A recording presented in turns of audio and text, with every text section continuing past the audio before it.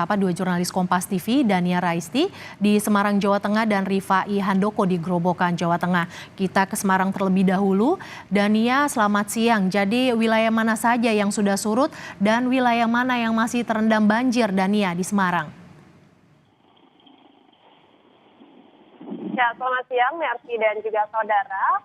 Setelah diguyur hujan beberapa hari terakhir, banjir di Kota Semarang di beberapa titik ini memang sudah ada yang mulai surut, sudah mulai kering, namun di beberapa titik lainnya juga memang masih ada genangan yang cukup tinggi. Untuk beberapa titik yang sudah mengalami surut, sudah mulai surut, ini ada di lokasi pemukiman Logosari dan juga Mukti Harjo di Kecamatan Pedurungan. Sedangkan untuk wilayah yang masih tergenang air dengan ketinggian sekitar 35 cm ini berada di kawasan Kaligawe, seperti yang di mana saat ini saya melaporkan. Dan terlihat di belakang saya saat ini masih ada genangan air yang masih cukup tinggi sehingga memang menutup akses jalan untuk ke arah Demak, sehingga jalan yang tergenang ini hanya bisa dilalui oleh masyarakat sekitar dan belum bisa dilewati dengan kendaraan berat begitu. Dania, meski di sejumlah titik mulai surut, bagaimana pantauan Anda terhadap kondisi pengungsian warga yang terdampak? Mengungsi kemana, Dania? Ya, Mercy dan juga saudara, untuk warga yang mengungsi, memang di hari ini, di siang ini memang sudah tidak ada warga yang mengungsi, namun untuk dapur umum masih aktif untuk menyediakan kebutuhan makan warga sehari-hari, yakni dengan setiap harinya menyediakan 6.000 porsi makan untuk 5 kelurahan, yakni Kelurahan Tambak Rejo, Kaligawe, Sawah Besar, Siwalan, dan juga Pandian Lamper. Dan untuk warga, memang warga sudah tidak ada yang mengungsi karena beberapa rumah di Kaligawe ini sudah tidak ada genangan air, sehingga memang sebagian warga sudah mulai membersihkan rumah-rumah mereka yang memang tadinya terdampak banjir, begitu. Merci. Ya, banjir sudah surut, lantas apa lagi yang dibutuhkan oleh para korban banjir ini, Dania?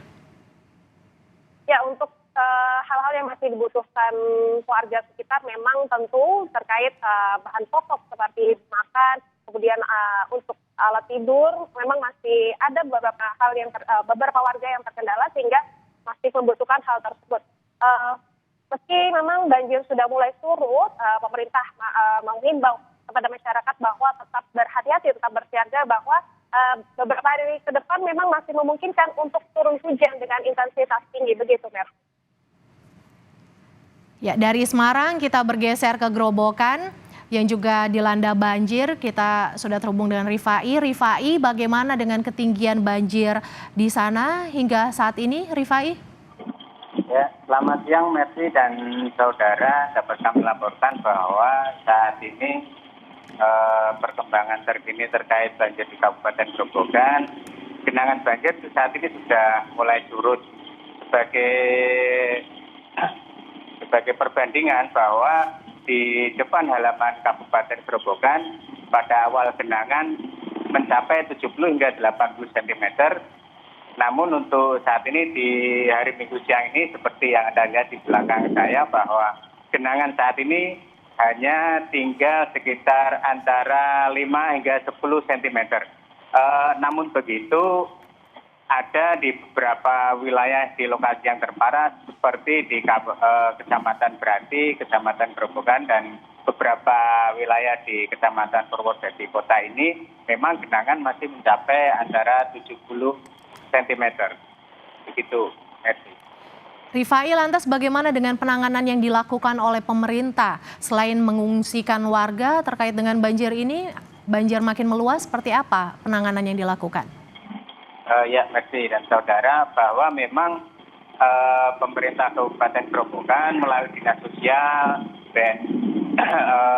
BPBD, PMI maupun stakeholder yang lain memang masih menitikberatkan atau memfokuskan pada penanganan masyarakat dan warga yang masih terdampak genangan banjir, seperti untuk menyiapkan atau mendistribusikan logistik, kebutuhan bahan pokok ataupun makanan siap saji, itu tetap masih sampai sekarang dilakukan oleh pemerintah Kabupaten Grobogan. Begitu, Mercy.